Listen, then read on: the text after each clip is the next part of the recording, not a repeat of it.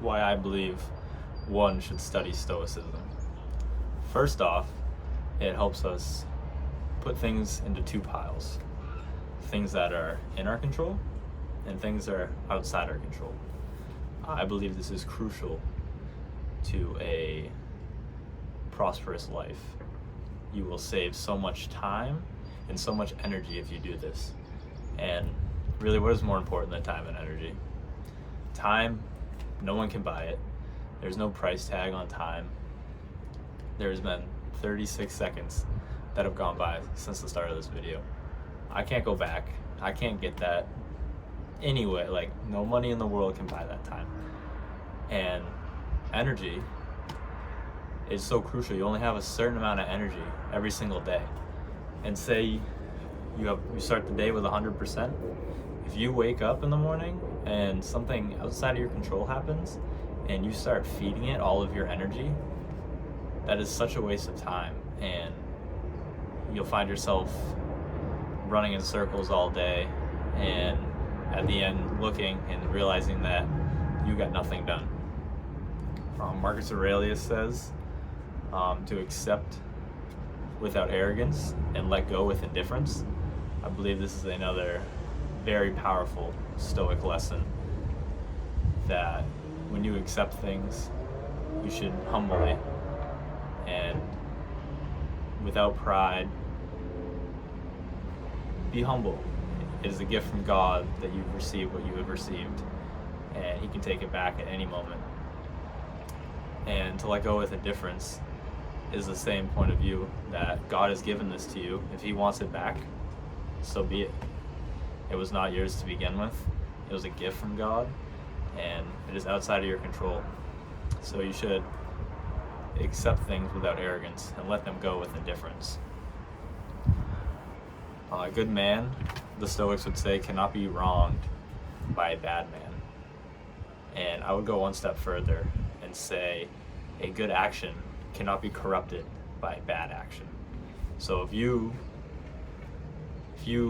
go out into the world and just try to spread love one day, saying good morning to everybody, hope you have a good day. I'm sure one time or another you've done this and someone's, given you a look or grunted at you or, not been the nicest to you. If you do not accept this from them, then you are not harmed by this. You don't have to turn this into something, as Marcus Aurelius would say. You don't need to accept people's negative energy. You did what you did. You were the good person. You said good morning. You wished them well. And if they don't accept it and decide to push evil back at you, as long as you don't accept that evil, then it cannot touch you. It cannot hurt you. It cannot corrupt you. Because at the end of the day, you have not done it wrong. So how could you feel harmed if you did everything that was in your control?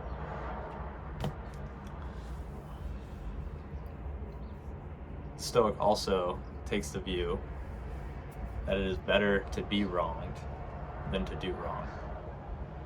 And I love that so much, because being wronged is not in your control.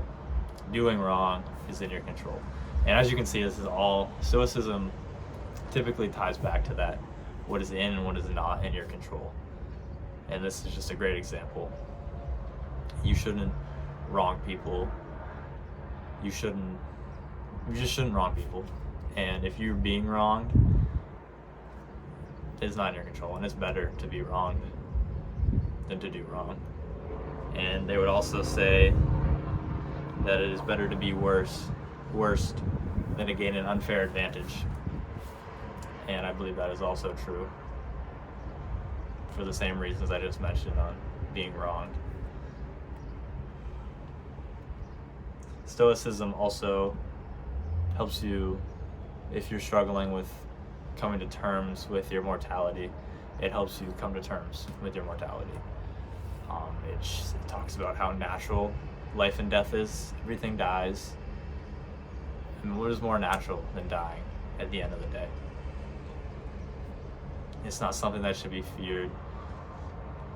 You're such a pleasure and a gift to be given life, and it being taken away from you shouldn't be feared, though, because God is just taking what he gave you. So I've definitely been helped a lot while studying stoicism, with coming to terms with my mortality, and it has helped me so much because I don't waste as much time doing inessential things, because I can look at this and be like, if this was my last day on earth, would I want to spend an hour of it scrolling on Instagram or being on social media, like, at all, really? I personally, a while ago, deleted mostly all my social media. I still have YouTube because, for me, I feel like I'm fairly disciplined with YouTube, and I really use it. It's like my professor. I try to just watch informational content, try to gain knowledge, gain wisdom. I like listening to podcasts. I like Andrew Huberman, Modern Wisdom, Chris Williamson. I like Ryan Holiday a lot, if you couldn't tell. But just people of that nature, and just random videos about philosophy I really enjoy. So don't waste your time, though, on these things. Marcus Aurelius would say in Meditations to do away with your books. And that might come off as weird to some people, because books are supposed to be this great thing. You get a bunch of knowledge, and I believe Marcus had to remind himself, though, that he cannot live in books. Books are probably a lot easier than his day-to-day life. So he had to remind himself, you don't live in books, you live in reality. You live in the real world. And that's the same thing. I believe a lot less people have problems with that nowadays. It's more of a phone than books. But it's the same concept. Don't live in your phone. Get out, live in the real world. And if your problem is books, then don't live in books either. There's a time and a place for books. There's a time and a place for your phone.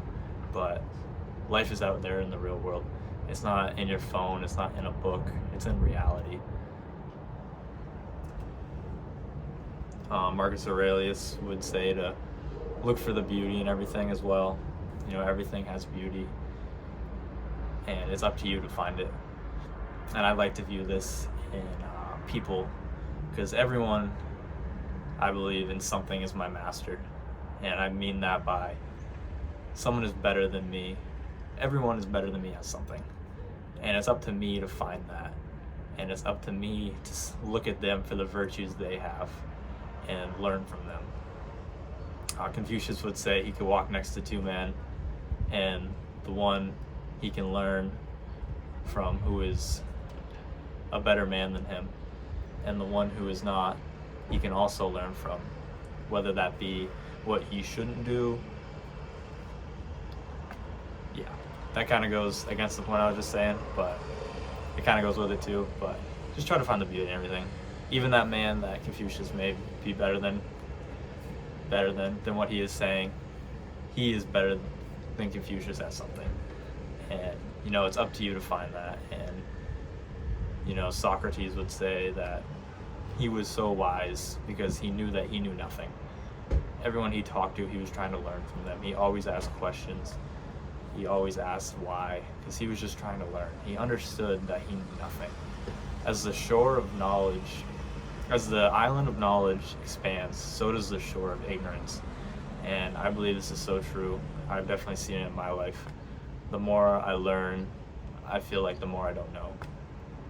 And I think that's just a great mindset to have going into life, because there's just so much you don't know, and you cannot learn that which you think you already know, Epictetus would say. So yeah, I just believe Stoicism is so valuable to everyone's life, and everyone could gain a little bit of wisdom, knowledge, time back, peace of mind, everything, if they just studied a little bit of Stoicism. I recommend that you read Marcus Aurelius' Meditations, the Gregory Hayes translation, Epictetus' Discourses, the Penguin's Classic edition, that one should disdain hardships by Musonius Rufus. That is Epictetus' teacher. All of Ryan Holiday's books are very good, and yeah, I highly recommend though you dive into Stoicism for yourself. It's great to watch YouTube videos to kind of cement these ideas in one's head, but I believe you'll truly get the most out of it if you dive into one of these books and you see what's in there for yourself. You take the information without bias and see what it's all about for yourself. Another great quote I would like to mention before I end this video is from Seneca, and he says, "We suffer more in imagination than in reality." And it really speaks for itself. If you're anything like me, a lot of your life you've suffered in imagination. You know, the what ifs of life. What if I do this, then that? You can't live in that world. You have to live in the world of action. And you have to seize the moment, carpe diem, seize the day. It's a shout out to Dead Poet Society. But yeah, you can't live in imagination. You gotta live in reality. And nothing's as bad as it seems in reality. So yeah, that's gonna do it here. Get out there, study stoicism, live in reality. Don't live in your phone, don't live in your books. I hope you all enjoyed this, and see you in the next one. Peace.